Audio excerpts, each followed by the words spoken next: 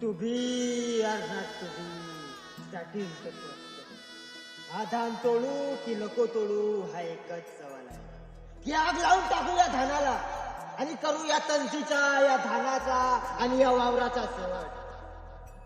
मृत्यूच्या महासर्पानं जीवनाला असा डंक मारावा की नंतर येणाऱ्या निसर्गाच्या करणीला नसावा जागृतीचा किनारा कधीही. पण या निसर्गालाही पुन्हा स्वप्न पडू लागले तर काय. इथंच आमच्या कास्तकारांचा जीवन आहे आणि इथंच आमच्या कास्तकारांचा मरण आहे.